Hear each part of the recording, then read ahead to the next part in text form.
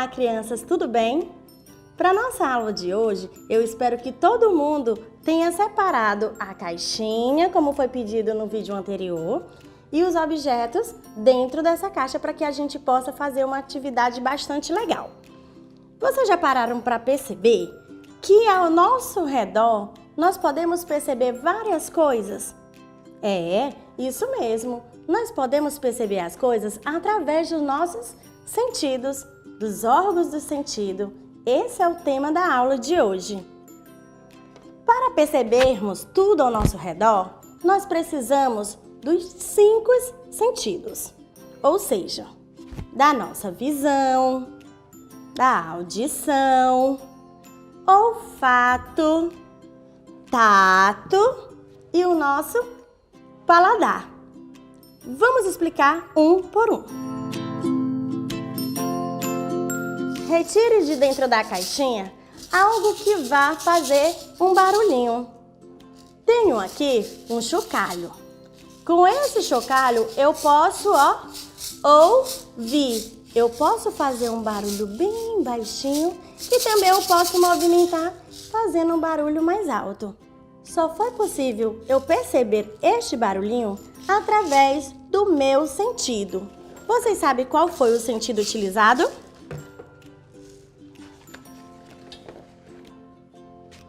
Que sentido é esse? Muito bem, é o sentido da audição. Sabemos que tem uma diferença.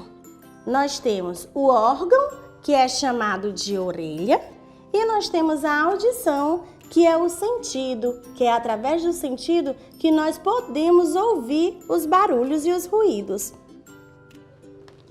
Vamos retirar outro objeto da nossa caixa. Que objeto é este? Isso! Esse aqui é um algodão. O algodão, pegue no algodão. É através da nossa pele, que chamamos de tato, é que podemos sentir essa sensação de macio. Se fosse uma outra coisa, uma bucha de bombril, seria áspero. Se fosse pegar em algo quente, é através da nossa pele que podemos sentir essa sensação. Pele é o órgão do sentido, mas o órgão, nós separamos aqui uma mão para representar o órgão do sentido tato. Agora, vamos tirar outro objeto de dentro da caixinha. Olha só, nós temos aqui uma foto. É através da visão que podemos ver a beleza das coisas, as cores, podemos ver a natureza. É através do órgão olho que podemos usar o nosso sentido da visão. Vamos retirar mais um objeto de dentro da nossa caixinha surpresa. Agora nós temos aqui um limão. Vamos colocar uma gotinha do limão na nossa boca.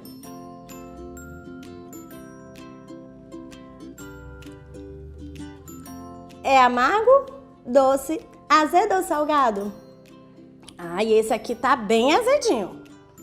Mas não é através da boca que sentimos o gosto, não.